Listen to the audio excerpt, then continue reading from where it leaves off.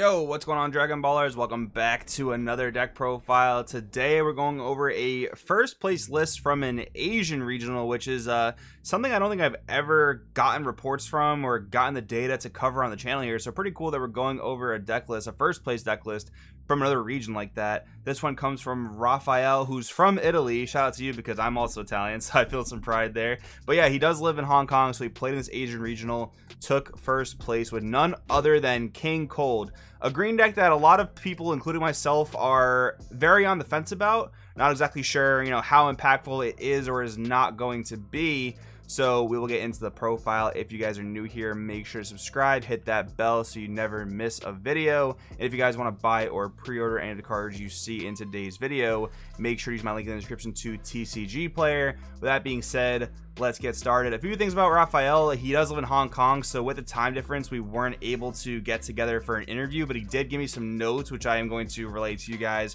at different parts of the deck profile. But firstly, he is the current Italian national champion with Green Gotenks, second place Asian champion with Cell Surge. His favorite character is Cell, and his favorite DBS color is green. Very, very cool stuff. He did also mention to me that he is a member of the Patreon, reads the articles there. That's always really, really awesome to hear. I'm just glad to help out. So let's go over his matchups real quick. Round 1, he won against Sin Shenron Aggro. Round 2, he won against Invoker. Round 3, he won against Goku's Lineage Swap Victory Strike. Round 4, against King Vegeta, he won. And then round 5, he beat Mecha Frieza, ended up winning the tournament. It was a best of one online event.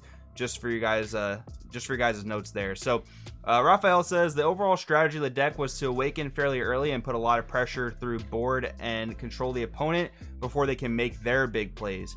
The generic tactic is mid-range, but the deck allows you to switch to aggro fairly quickly if necessary. Control options are available throughout the deck, but it's not as rewarding as the other tactics. I can definitely see what he's saying there. I definitely feel like for a control deck, King Cold is not the most controlling in terms of both hand and board and just, restricting your opponent's plays. There are some really good ones like Cooler Effortless Strike and King Cold Supreme Ruler in some circumstances, but I do feel like this is a bit more of like an aggressive mid-range green deck. I do definitely agree with what he's saying there.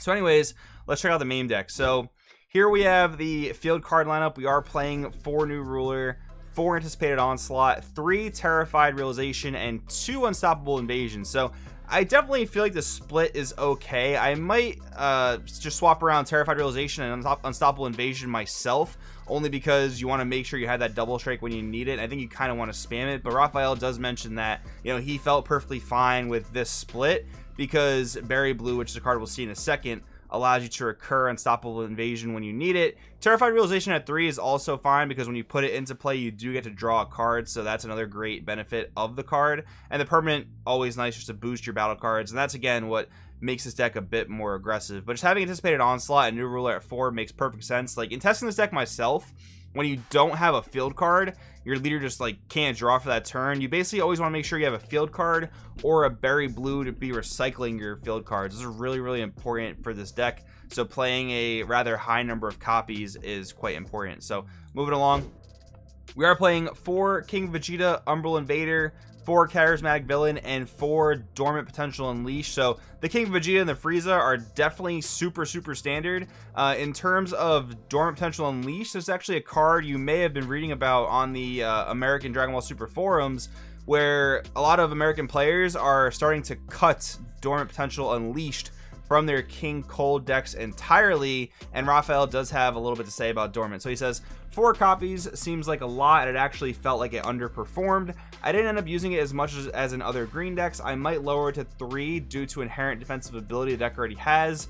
Dormant, however, I find it essential to guarantee your kill turn. Originally kept 4 copies due to the tournament being best of 1 and the nature of a new format, which has many aggressive decks and unrecognizable decks. So with that in mind, I do definitely see what he's saying. Dormant in a format where you don't know what's coming could be pretty good, but I do also like the idea of cutting Dormant entirely. 1, it saves you a ton of budget for this deck, and 2, in my personal testing, I said it a long time ago and my teammates looked at me like I was crazy. Dormant just doesn't seem all that great, because a lot of times your opponent is directing their attacks at your Unison. This deck's bread and butter is the Unison. It's so important, so vital to the strategy, and it doesn't really gain that many markers per turn, so you really want a way to protect that Unison, and Dormant not stopping the initial attack, and if that goes at your Unison, that just really didn't do much for you. And the fact that it's only going to be at 3 markers by the time your opponent starts attacking it, Dormant's, you know, floodgate ability, letting one more attack go through, is not going to protect that King Vegeta Unison if you don't have another you know, negate for that to follow up, and in that case you just lost 3 cards. So I totally actually see the idea where Dormant is not super essential in this deck. Possibly just, you know, good sideboard for when your opponent's playing a super aggro deck that's going straight to your face, like Red Broly, like Red Bardock's Crew, things of that nature. So yeah, I can totally see not maining this, but for a best of 1, I think it's totally cool to main it as well. But it is nice that such an expensive green card does not seem to be necessary in this deck.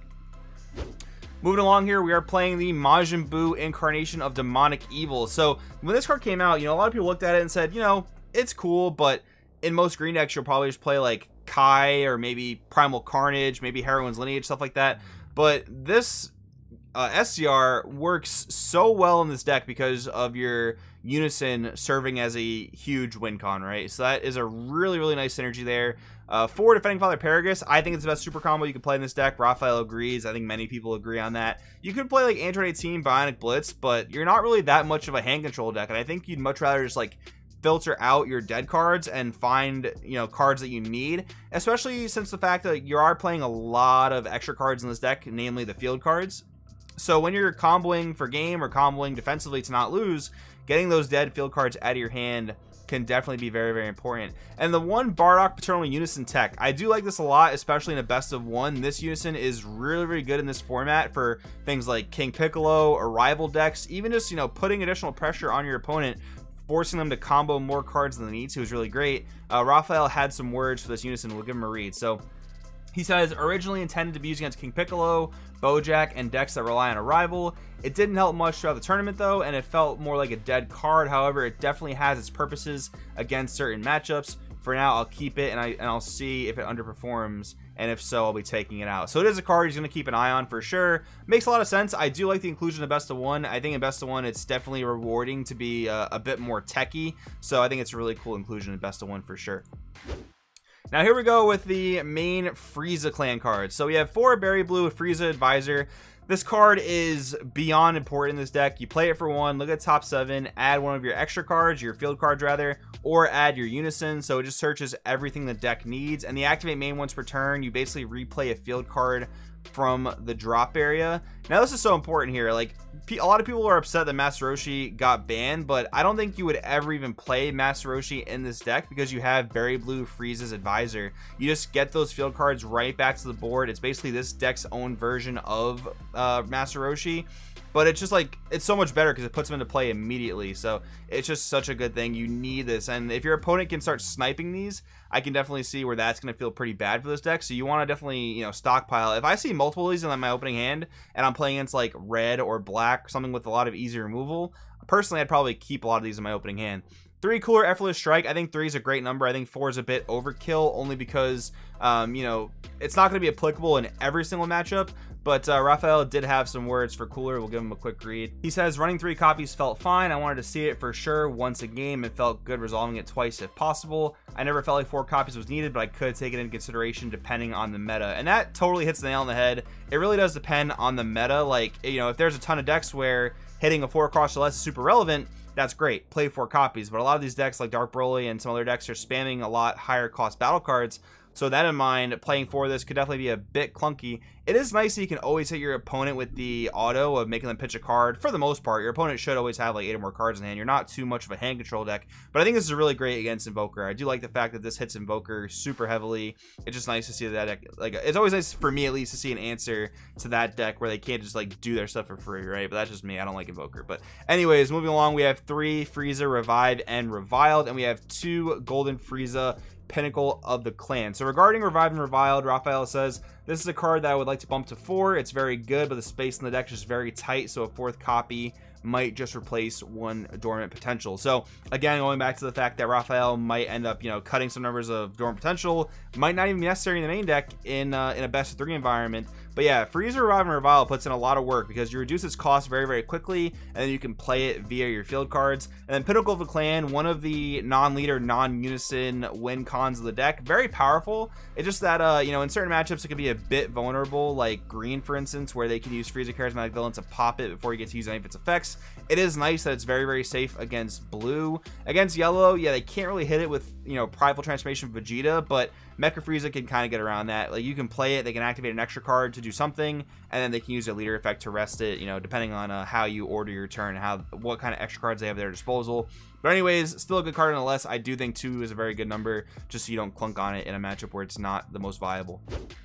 Then for the rest of the negates, we have 2 King Cold Supreme Ruler. Now, a lot of people like to dump on this card because it only floodgates your opponent from attacking your leader and not your unison, and that is a valid criticism. But my thing is the fact that this is an actual hard negate. It stops the attack you use it on, versus Dormant, which, like we talked about before, does not stop that initial attack and does let one more attack go through. I do like the fact that Supreme Ruler is just a hard negate that gives you a body and stops that initial attack at the unison, and then for the rest of the turn they can't really go face to you, because if they do, they're going to get severely punished. And 3 Royal Supremacy card's absolutely incredible, just a better shocking death ball for this deck. Of course, playing 3 to 4 copies makes an absolute ton of sense. And then just going for some of the game enders, we're playing 1 Chill the Assailant. I think this card is absolutely incredible. It's basically a mini Obuni. You know, for 1 less energy, you get 1 less token, but the tokens are still very powerful. And then the activate main is a lot like Goku Concentrated Destruction, where you snipe almost any battle card depending on your opponent's hand size, ignoring barrier. The card's absolutely excellent. I want to see what Raphael said about the card. So Chilled, another card that allows to pretty much KO anything on the field. That also synergizes with Terrified Realization and allows you to put a lot of pressure on. By paying 3 energy, we play 3 cards, which has to force the opponent to redirect his or her attacks on resources on multiple targets. Yeah, so a lot of what he said there just resembles Obuni, right? It is basically an Obuni, but also with the added effect of, you know, instant spot removal if you need it. Son Gohan, Hidden Might, Deflect, Unique Double Strike, Permanent when life steal or less, which you can get into this deck very easily. You can take a lot of your own life. It becomes a 2-drop. If your leader's green, this card's played, you can KO something ignoring barrier, or remove a marker from one of your opponent's unisons. In regards to this card, Raphael said one of the MVPs of the deck. This card's amazing in so many decks, and it helps a lot against blue and their unisons. Considering that so many of our fields take life, we can easily get to 3 lives on our turn and play Gohan for only 2 energy. It almost feels like a staple in the deck. Now, this is cool. This is not a card that I was personally testing in the deck, but after hearing Raphael, you know, talk about it briefly and just seeing the applications of the card, I think it is a really, really good card in the deck. And the 1 SS4 Bardock fighting against Fates, just making use of that drop area, getting an Overwhelm in there for really heavy pressure. List is really cool. I think it's really, really good. Congratulations to Raphael. If you guys have questions, make sure to leave them down in the comments below. I'm going to message Raphael just to have him, you know, look out for the questions, look out for the comments, have him directly get back to you guys on your questions. But anyways, hope you enjoyed the video. Let me know what you guys think. Thanks for watching, and I'll see you guys next time.